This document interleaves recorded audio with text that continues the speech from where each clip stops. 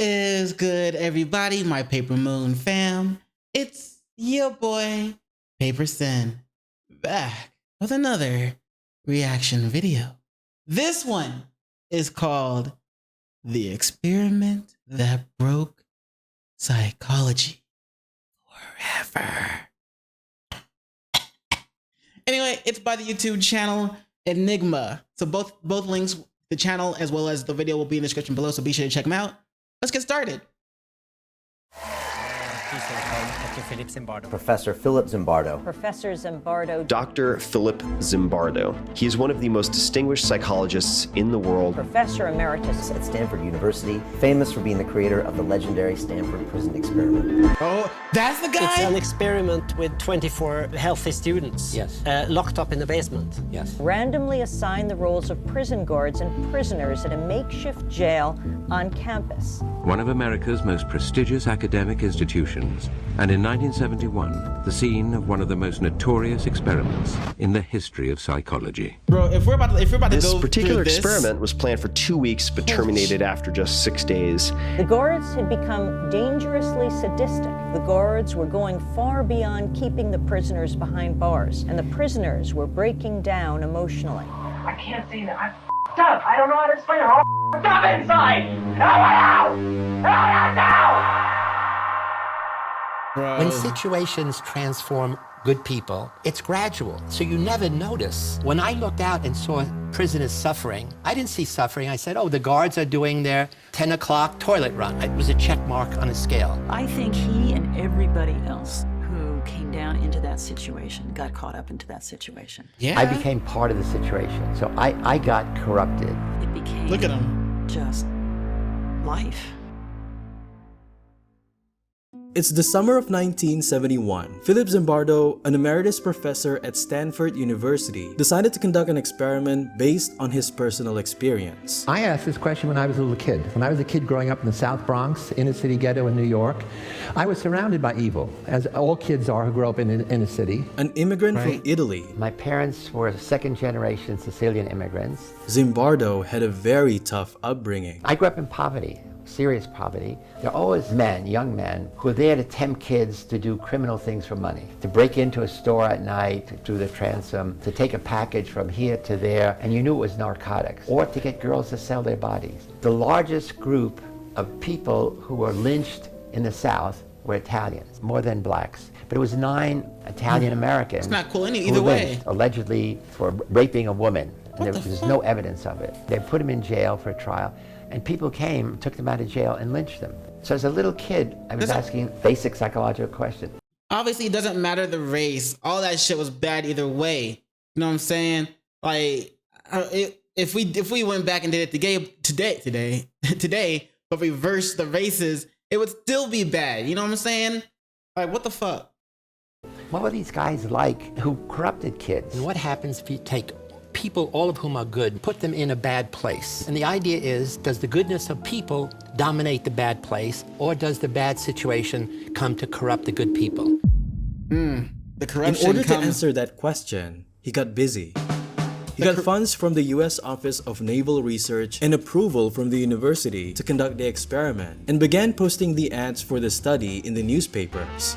The ad reads, male college students needed for psychological study of prison life. $15 per day for 1 to 2 weeks, beginning August 14th. 75 people But volunteered. it's up to them battery of psychological to fight against it. Pick 2 dozen, most normal, most healthy, randomly assign them to be prisoner guard. It's like flipping a coin. On heads, this one's a guard, this one's a prisoner. And as the day drew to a close, Zimbardo began preparing the stage for the experiment, but not without the help of an experienced consultant. Carlo Prescott, an ex-convict, recently released from serving 17 years behind bars in San Quentin and Soledad prisons. Making sure the environment is as real as it can be is basically the whole point of the experiment. And he conducted the experiment at Stanford University. Specifically, We used the basement of the psychology building to stage our little drama. Right down this corridor in the basement of the psychology department is where we converted these offices and storage rooms to prison cells. That part was screened off, and there was a hidden camera that we recorded everything that happened exactly where the video crew is now. A corridor of small offices was converted into a functional prison environment. It was complete with 3 cells. There was a guard's room, the warden's office, my superintendent's office. And here we had solitary confinement, which we call the hole. The hole was the place where prisoners would be put for punishment. It was a very, very small area. When you closed the door, it was totally dark. I met with the students selected to be guards on the day before the experiment was to begin. I said, you have to maintain law and order. If prisoners escape, the study is over, and you can't use physical violence. You can create a sense of fear in them. You can create the notion that their life is totally controlled by us, by the system, you, me, Jackie. They'll have no privacy at all. Nothing they do will go unobserved. They have no freedom of action. They can do nothing or say nothing that we don't. But take away their individuality in various ways. In general, what all this leads to is a sense of powerlessness. We have total power in the situation, and they have none. Fuck that, man. Like, what if, like, eventually he has all fun and games at first, but when the power and the corruption comes through, what happens if one of the inmates or the people that are inmates decides that they want out so bad that they're willing to kill for it? I don't think anybody got hurt, if I remember correctly, in this experiment, but you know what I'm saying? If it was me, nah, bro. I would, Zimbardo also informed them of their 8-hour shifts as teams of 3, and if anything happens, they could call him in his room because he plays the role of the superintendent, while his research assistant, David Jeffy, as the warden. With all the necessary preparations in place, the study was finally ready to commence. Here's how the first day of the experiment went. We told the students to wait in their houses or rooms where they're living. Squad cars not pulled up. Cop comes to the front door, knocks, and says he's looking for me. They'll just leave it vaguely and say drugs or something. When they took me out the door, they put my hands against the car. It was a real cop car, it was a real policeman, and there were real neighbors in the street who didn't know that this was an experiment. And there was cameras all around and neighbors all around. They put me in the car, then they drove me around Palo Alto. Handcuff them, put them in the car, take them down to the police station, take them to security. Then they put me in a cell. I was the first one to be picked up, so they put me in a cell, which is just like a room with a door with bars on it. They're going to take their clothes off, delouse them with the powder spray, detain them, fingerprint them, book them, blindfold them, and then... They locked me in there in this degrading little outfit. There's going to be like long smocks with numbers on, and they'll have rubber shower shoes, and they're going to wear a chain on one leg, which is just a symbolic thing of their loss of freedom. Reality might not have yet settled in for them, but soon they will come to realize the extent of the danger they're actually in. Yeah, they know. Apparently, Zimbardo was not happy with the guards' performance in the beginning. On the first day, I said, this is not going to work. They felt awkward. They're saying, oh, no laughing. I don't want anybody laughing. 3, 2, 1. They'd say, okay, line up, repeat your numbers, and the prisoners start giggling. This might be a very long, very boring experiment because it's conceivable nothing will happen. And I was going to end the study after the first day, but then... Everything changed. A very interesting thing happened. The next morning, the prisoners rebelled. There was a very sharp change in the whole nature of what was happening in that prison. It was after 36 hours. The prisoners attempting to assert their freedom, their individuality, rebelled. We had an open rebellion. They barricaded themselves in their cells and said, we refuse to come out. They ripped off their number, they're cursing the guards. They didn't want to be de-individuated. And the key turning point was the guards began to think of them as dangerous prisoners. So psychologically, they were not other students, they were dangerous prisoners. And they said, we have to crush the rebellion. And at that point, the dynamic changed. Bruh, it took a day, it took 36 hours. And arrogant 18-year-old at the time, and I just watched a movie called Cool Hand Luke. Oh, God. Mean, intimidating, Southern prison warden character in that film really was my inspiration for the role that I created for myself. What if I told you to get down on that floor? I said, Fuck the floor. What would you do then? somebody ought to stir things up a bit here. Ah, shit.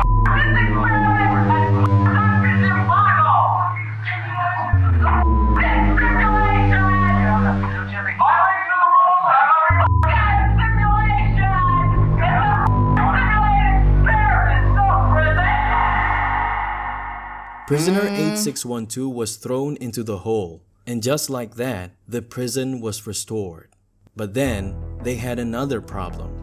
They realized that 9 guards could, of course, control 9 prisoners. But how could a regular shift of only 3 of them maintain control over the prisons without using physical force? And this is where psychological warfare comes into play. The guards set up a privilege cell, and prisoners who were least involved with the rebellion were put in there and given special privileges. They got their uniforms back, they were allowed to wash themselves and brush their teeth. The others were not. Beds were returned to the privileged cell. Prisoners in the privileged cell were offered a special meal, while the others were only allowed to watch. Damn, that's fucked up. The psychological tactic was so effective that in less than 36 hours, the very first prisoner broke down and had to be removed from the experiment. Don't up inside. I feel really up inside. You don't know. I gotta go. At least they let him out. To a doctor, anything. I mean, Jesus Christ, I'm burning up inside. Don't you know? I can't say that. I'm up. I don't know how to explain it. I'm up inside. I want out. I want out now. Yeah, he was on the verge of The killing prisoner, somebody. being probably. the voice for the other prisoners, created Like, I a can see ripple it. effect on his followers. You said you can't get out. And then you really felt like you were a prisoner. You know, it may be a Zimbardo's experiment and maybe you were getting paid for it, but damn it, you were a prisoner. You were really a prisoner there. I was told that I couldn't quit. And at that point, I felt that, well, it was really a prison. And at that point, I don't know, there's no way I can describe how I felt. I just felt totally hopeless. More hopeless than I'd ever felt before. At this point, the guards had full authority over the prisoners. But the thing that is bothering me, and probably you who are watching this, is that beyond this mess, beyond this experiment, someone was watching. I also wonder, because you were a part of this, what happened to you in this process? Are you the prison official, or you're just letting them get to it, but you're observing? When situations transform good people, it's gradual, so you never notice. I became part of the situation, so I got corrupted. Zimbardo became a part of the experiment. When I looked out and saw prisoners suffering, I didn't see suffering. I said, oh, the guards are doing their 10 o'clock toilet run. It was a check mark on a scale. And so I don't know what would have happened if the experiment went for 2 weeks, if I had not been forced to end it early. Bruh, someone would have Music was died. piped in over the intercom system. That's what would have happened. Visitors were made to register and then to wait half an hour while their sons were finishing a late dinner with some extra dessert. It was visiting day, an opportunity for the prisoners' families to check up on their sons' well-being. First, we cleaned the prison and groomed the prisoners. The guards took down the sign over the hole, fed the prisoners a hot meal, and warned them not to complain or the visiting hour would be cut short. We wanted to undercut any complaints the prisoners would make by having the situation be so obviously pleasant and benign. But despite the facade of the well-kept prison, one couple saw how distressed their son was. Mother and father come to see me. They have to. And I greet them. And the mother immediately says, I don't mean to make trouble, sir, but red light. What do you mean? She said, I've never seen my son looking so terrible. I said, what seems to be your son's problem? And it's so vivid in my mind, even though it's almost 50 years. She says, he looks so tired. He's got bags under his eyes. You know, he's not sleeping. And I said, does your son have insomnia? She says, no. He said they wake him up all hours of the night. And I said, of course, we have to be sure nobody's escaped. You know, I'm justifying. And then she says once again, well, I don't mean to make trouble. And at that moment, I said, uh-oh, she's going to go to the dean. She's going to blow the whistle. So he had to do something. I become something I couldn't imagine is in me. I turn to the father and I say, don't you think your son can handle it? And he starts saying, oh yeah, he's the captain, blah, blah, blah. And I stand up, I shake his hand. I said, yeah, I think he's a real man. We shake hands. And then he turns to the wife, come on, honey, we'll be back next week. The prisoners' fates were now totally in the hands of Zimbardo and his guards. There was literally no one that they could ask for help. Damn. After the successful visitation, a huge rumor was going around the prison that Prisoner 8612 was going to help release his friends from the experiment, and Zimbardo had to do something. I quickly convinced myself that, my most important function was, not to allow this prison liberation to occur. And what could I do to keep my prison going, not the experiment going? The plan was for me to be waiting in the basement in the empty corridor when 8612 returned with his friends. Next, we decided to dismantle the prison and move all the prisoners up to a remote storage room on the top floor. I would tell him that we decided to end the experiment early and that everyone had gone home. After they left, we would rebuild the prison. We even discussed luring 8612 back and then imprisoning him because he had been paroled under false pretenses. But the thing is, bro, they didn't even, if the dude was out, they didn't even call him by his actual name. They still called him by his prison number, 8612. Like, are you fucking kidding me? So even the guy, this is when the person who's conducting the experiment, this is when his corruption begins, or is already taking effect. His corruption began when we were talking to the parents, but now he's just bent on keeping his experiment, his prison, going.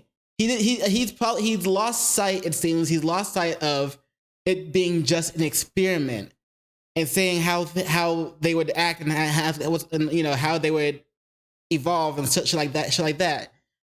Like, you've already got that data. You had that data within the first 36 hours. You know what I'm saying? Maybe within the first 48. But now you're just keeping it going for your own selfishness to keep your prison going instead of keeping your experiment going. The experiment is out the window. You just want to keep your prison going now. Damn, bro.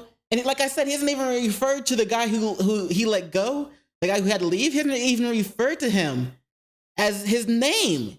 Just 8612. This is his prison number. That's how far gone he already is. Holy shit. it was all just a rumor and nothing else. When someone did enter the door, it was just his friend. I'm trying to get rid of him. And then he says, "What's the independent variable?" I get furious. Zimbardo was too corrupted at this point that he exploded at his friend. Because he doesn't understand that there's a riot about to take place, that this prison is about to erupt. I had totally lost this whole other identity of scientist, researcher, psychologist. They escalated again the level of control, the level of dominance, the level of humiliating behavior. Push-ups increased in number and severity. The counts became grueling ordeals lasting for several hours. They made the prisoners clean out toilet bowls with their bare hands and polish the guards' shoes. The punishment was so severe that one prisoner, prisoner 819, broke down in tears, and it was heartbreaking. While I'm interviewing 819, the guard sees this as an opportunity to set the prisoners against each other and had the prisoners chant loud enough so that this poor 819 could hear this, that he was a bad prisoner. What I found was a boy crying hysterically, bawling. We were told to chant something about how he was a bad prisoner. And at the time I went along with it, I'm thinking, what does this matter? We don't believe this, but we can go along and chant it. Imagine how he felt. I said, "Let's leave." He said, "No, I can't leave." So what do you mean you can't leave? He said, "No, I have to go back. Because I don't want them to think that I'm a bad prisoner." I said, "You're not a bad prisoner. You're not a prisoner. And this is not a prison." And it was this thing where he opened his eye, and it was just really like a cloud being lifted. In replace of prisoner 819, a substitute was called in that afternoon. I got a phone call saying, "Are you still available as an alternate?" Kind of cheery female secretary voice. I said, "Yes, sure." So she said, "Could you start this afternoon?" And I said, "Yes, sure." He came into a madhouse, full blown. I was blindfolded and then stripped and supposedly deloused. All of us had gradually acclimated to the increasing level of oppression, the increasing powerlessness of the prisoners, the increasing dominance of the guards. And he was just thrown into it. He comes in and says, "What's happening here to the other prison?" And they said, "Yeah, you better not make trouble. It's really terrible. It's a real prison." And he says, "I'm out of here. I don't want to." And they said, "No, they're not, you can't leave. Once you're here, you're stuck. This is a real prison." He could not believe how much power the guards possessed, and so he tested them. Here was a thing that I could do that could push their limits. After I had missed a couple of meals, I saw that this was not a matter of indifference to the guards. I was making headway. They were upset. If this was on day 1 or 2, this would have probably worked, but the guards have grown so much in a short amount of time that backing down was never an option. I thought, how dare this newcomer come in and try to change everything that we had worked for the first 3 days to set up, and by God, he's going to suffer for that. We decided that we would throw this hunger striker into the closet and then smack the door as hard as we could, let the other prisoners know that they're being punished because of what this prisoner had done. Thank you, 416. Okay, 209. I'll try that myself. Thank you, 416. We would use our nightsticks to bang on the door, and we would kick the door so hard that, it must have, shaken him very seriously inside. Look. Scared the life out of him. This guy's smiling and shit like that, just retelling the story. Like, he enjoyed this shit as a guard. Yo, god damn, I wonder if that corruption carried, how much of that corruption carried into his current life. 416 should have been at some level a hero, because he's willing to oppose the authority of the system. In fact, the prisoners accept the guard's definition of him as a troublemaker. I was surprised at how easy it was to intimidate them and to break down their resolve and to upset their solidarity that they had with each other. We were able to pretty much isolate each one of them so they felt that they could not rely on their fellow prisoners. I remember some of them saying, would you eat, goddammit? We're sick and tired of this. That was proof that, there was no solidarity, there was no support between the prisoners. The nail in the coffin was when David had the other prisoners make a choice for prisoner 416's fate. Shit.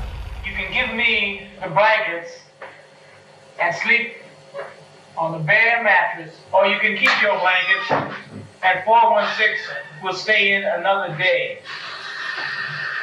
Now, what would it be? I'll keep my blankets. What will it be over here? Keep my blankets. How about 5486? I'll give you my blankets, Mr. Correctional Officer. You don't want a blanket. We got 3 in favor of keeping your blanket. We got 3, guess one. Keep your blankets. 416, you're going to be in there for a while. Oh, just so get used to it. It was just In majority just rules. a matter of days, both the guards and the prisoners transformed into somebody that they themselves could hardly recognize. The experiment seemed to have a life of its own, always escalating. They were just a bunch of college students who wanted to earn easy money by participating in a fun experiment where they pretend to become guards and prisoners, but little did they know it would haunt them for life. Yo, real quick, sorry to pause it again, not sorry, but what is that on the left?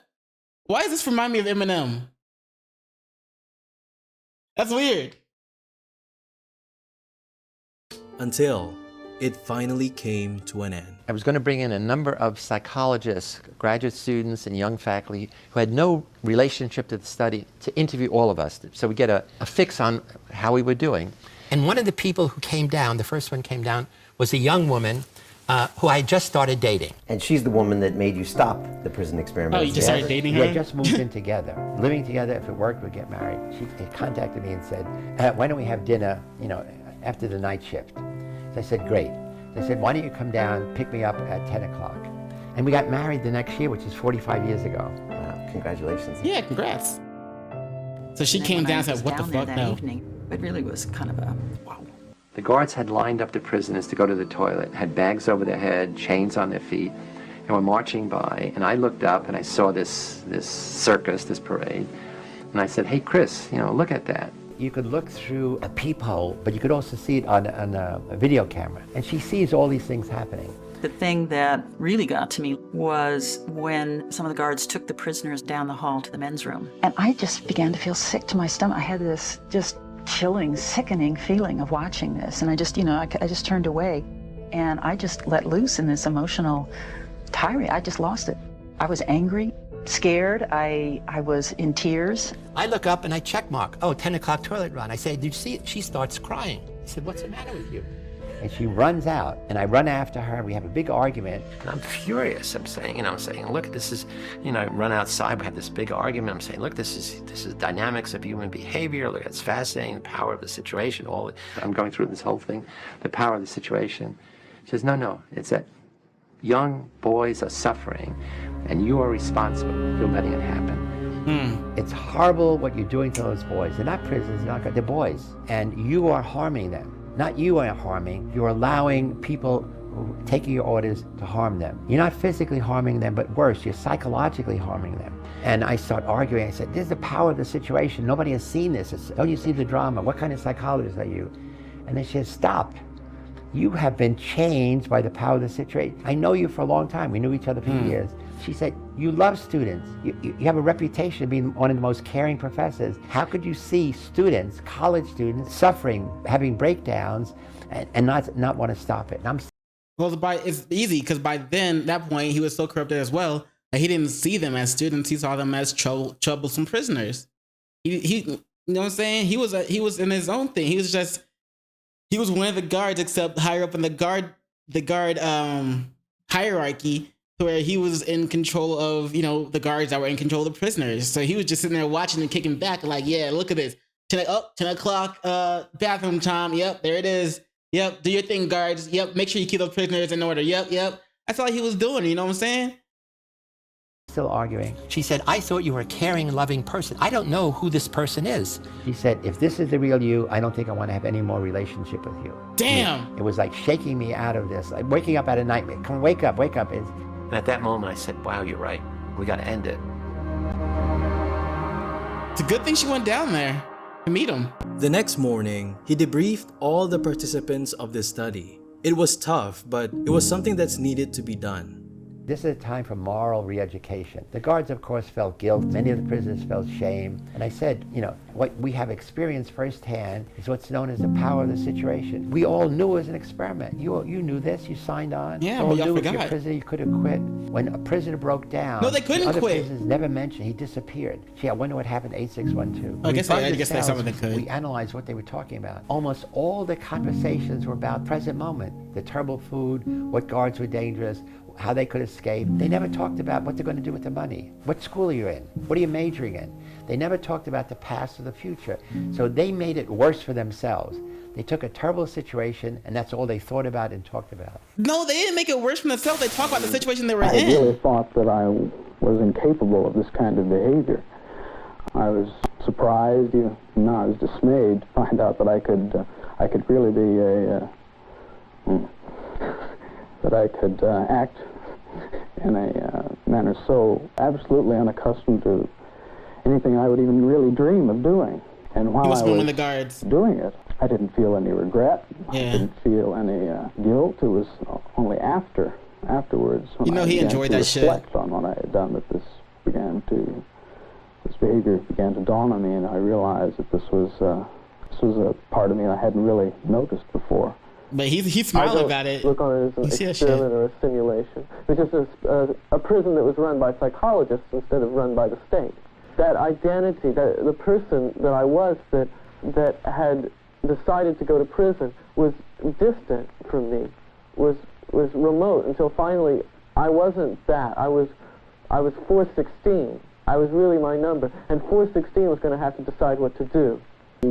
You can see the difference in his expression, this guy's expression when talking about it, versus this guy's expression. You know what I'm saying? You can hear the difference in that shit. Only afterwards, when I began to reflect on what I had done. While I was doing it, I didn't feel any regret. I didn't feel any guilt. See what I'm saying? It was only afterwards. And then the other guy's expression. A prison that was run by psychologists instead of run by the state. That identity, the person that I was that you can feel that shit, I was really so much you put on, and 416 was going to have to decide what to do. You really become that person once you put on that khaki uniform, you put on the glasses, you take the nightstick, and you act the part. That's your costume, and you have to act accordingly when you put it on. It harms me. Why? I mean harms. I mean in the present tense, it harms me. How did it harm you? No, he said How even. does it harm you? There you go. You mean that people can be like that? Yeah, it let me in on some knowledge that I've never experienced firsthand. I've read about it. I've read a lot about it, but I've never experienced it firsthand. I've never seen someone turn that way. And I know you're a nice guy. You know? You Do you understand? I do. I do know you're a nice guy. I don't get that because I know what you can turn into. I know what you're willing to do. If you say, oh, well, I'm not going to hurt anybody. Oh, well, it's a limited situation. It's over in 2 weeks. I didn't when see he's where given that it was power. really harmful. It was degrading, and that was part of my particular little experiment to see how I could. Your particular little experiment. Yes, Why don't you tell me about that? I was running little experiments of my own. Tell me about your little experiment. Okay. I'm curious. I wanted to see just what kind of verbal abuse that people can take before they start objecting, before they start lashing back. No, it doesn't matter because he would have lashed back either no way. one said anything to stop me. No one said, you know, go tell that man to the face he's the scum of the earth, and they'd do it without question. They'd do push-ups without question. They'd sit in the hole. They'd abuse each other. And here they're supposed to have a little bit. They're supposed to be together as a unit in jail, but here they're abusing each other because I requested them to, and no one questioned my authority at all.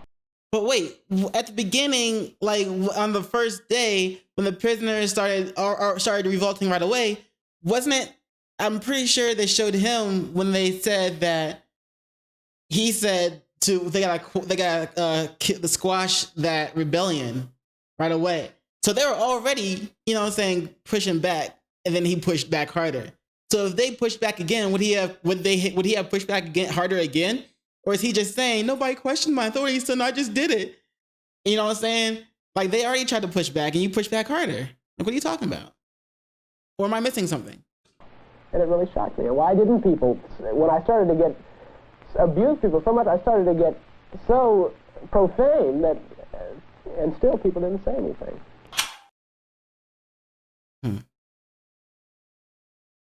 But yeah, that was interesting. That was interesting, you know? And I wonder what would happen if they used the same people but reversed the roles they were in. Would the people who were prisoners before, would they have been seeking revenge and been even harder on the people that were the guards the first time around? Damn, son. Damn, son. Obviously, I started thinking about other experiences that could be done in the same thing, but I don't want to mention I don't want to think about that right now. I don't want to say those because it wouldn't be guards and prisoners. It would be something else. But yeah, that like the shit. So once it got so bad that even the person who started the experiment, who was overseeing the experiment, even he got corrupted. So I wonder if he had let somebody else, like a colleague or something, oversee the experiment while he came in every now and then and checked on it instead of always being there and slowly getting corrupted himself. How would things have turned out? Would the experiment have ended when the parents came to visit and that mom started speaking up? Or would the friend of the colleague of the person who started the experiment, would the colleague have done the same thing that this guy actually did and tried to keep his prison going instead of the experiment going? Like, how would he have seen it? You know what I'm saying? And then if he had decided to try to keep the prison going and did the same thing as the original guy did, would the original guy, the guy who started the experiment, would he have come, saw what was going on with the overseer as well as the entire prison guards, and would he have ended the experiment himself, like sooner rather than later? So it's obviously it's all hypothetical, it's all up in the air, it's all questions and shit.